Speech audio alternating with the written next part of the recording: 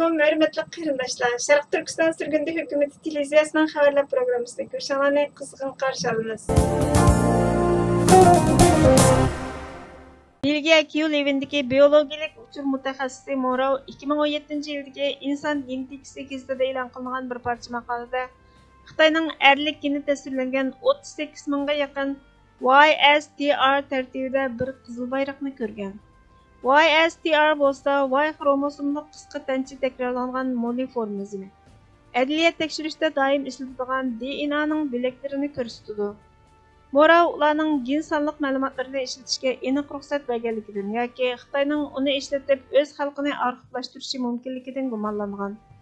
Uning nashriyatchisi Springer Nature hozirmi tekshirishni davomlashtirmoqda. Oldingi oyda Morov ilgirlashning bo'lmaganligiga noroziligini bildirdi.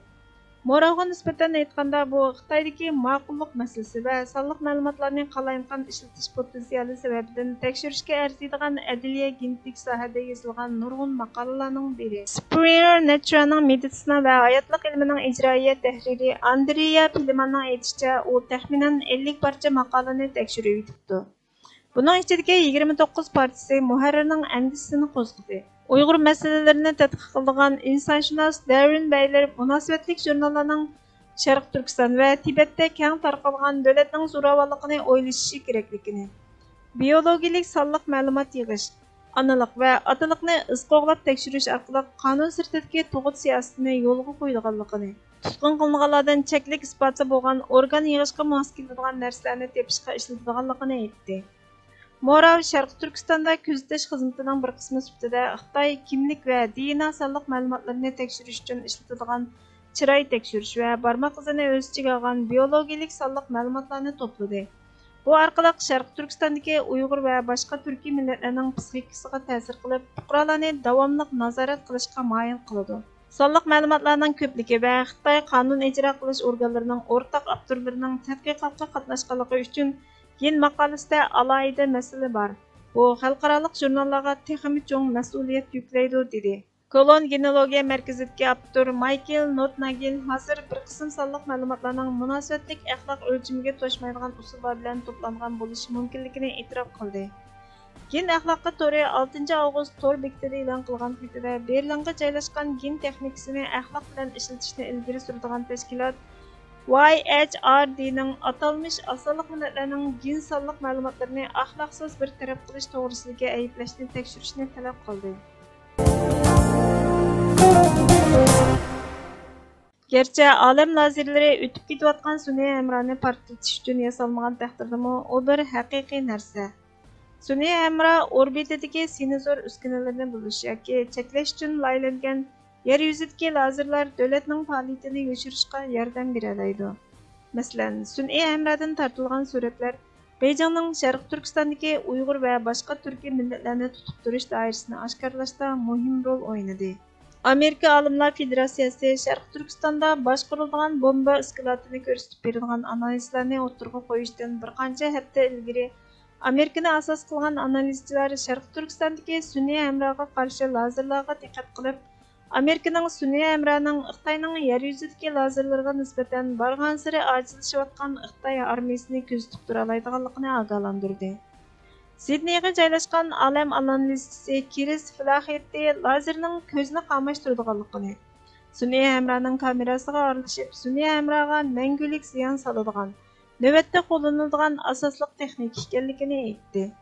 Bu texnika olamni axlat qilmay bir davlatga sun'iy hamrohning mashg'ulot iqtidorini rad qilish, uni ititish yoki buzg'unchilik qilish huquqini bergan.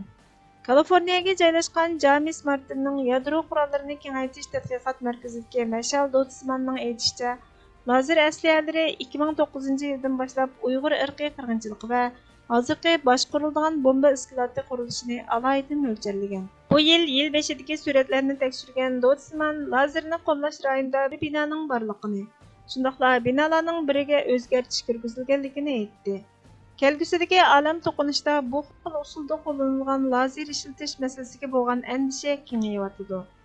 Xitoy, Amerika va Rossiya o'rtasida olam bo'shlig'ini kontrol qilish raqobati Amerikani 2019-yili olam armiyasi qurishga undadi. Алдыңғы айда Дövlət Müdafiə Ministeri Peter Dutton Avstraliyaning olam elektronlik urushining tanlashlari ustida izlanishni boshlaydiganligini e'lon qildi. Chunki u axlat paydo qilmaydi yoki bo'shliq muhitiga ziyon yetkazmaydi. Filoxerti faqat Rossiyaning 2018-yili Perovskit lazer sistemasini e'lon qilib, Xitoylararo uchadigan boshqarilgan bombaning ko'chma o'rinlarga yaqin o'ringa qo'yganligiga qarasla Xitoyning sun'iy hamrohga qaratilgan lazer muddasini texnik yaxshi tushungili bo'lganligini.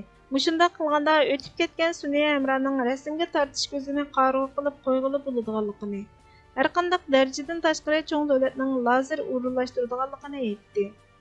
Amerikani baza qilgan Xitoy olam analizchisi Dian Cheng Beijingning ularni harbiy baza va uskunalarining sun'iy hamroh suratini umidsizlantirish uchun o'rnatgan bo'lishi mumkinligini, Xitoyning Hindistonning Tibetni ko'rishini cheklay oladiganligini, lazerlarning Xitoyning boshqarilgan bomba iskolati maydonidan birini Tayvanga tajovuz qilishda ishlatilgan dengiz va havo armiya bazasini qo'g'dashga ishlatilganligini, G'arbning harbiy harakat elib berish uchun olam bo'shligiga texnik tayinlanganligini, shunga unumli sun'iy hamrohga qarshi turish sistemasining Xitoy va Rossiyaning manfaatlari uchun texnik ko'p xizmat qilib, o'z armiyasini o'z rayoniga yaqinlashtirganligini aytdi.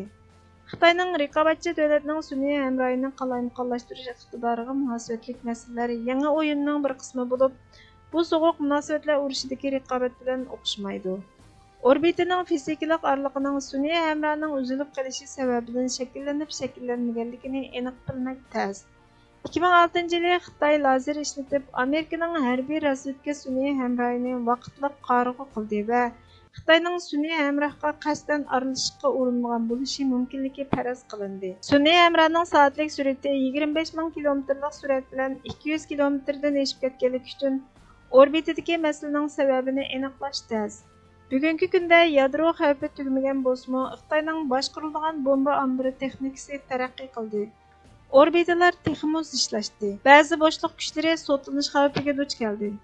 Filoxerti dengiz qo'ltiqi urushining har qaysi davlatlarning keyingi texnika yuzlanishini belgilaganligini, shuningdek keyin yana nurg'un davlat sun'iy hamrohlarining orbitaga kirib, biz kundalik tayinlagan GPS, Google xaritasi, aniq havo rayi sonliq ma'lumotlar va mulozimatlarni barliqqa keltirganligini, agar Xitoy yoki boshqa bir kuch lazerni sun'iy hamrohning aylanishiga qarshi ishlasa, bu so'g'uq munosabatlar urushi olam bo'shligi musobaqasiga o'xshash ikki darajadan tashqari cho'ng davlatga yuzlanmaydiganligini aytdi. G'ozi Mustafa Kemal Atatürk biz yashashimiz uchun hur, mustaqil bir millatning bolasi bo'lishimiz kerak.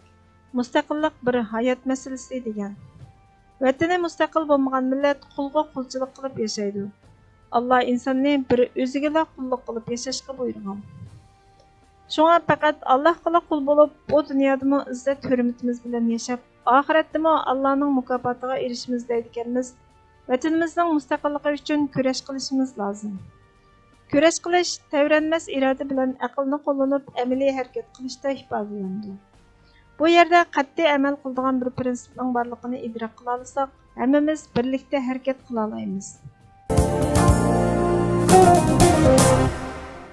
Hurmatli ko'ruvchilar, xabarlarimizni ko'rgan uchun ko'p rahmat. Kelar qitimqi programmamiz ko'rishguncha Allohga omonat bo'linglar.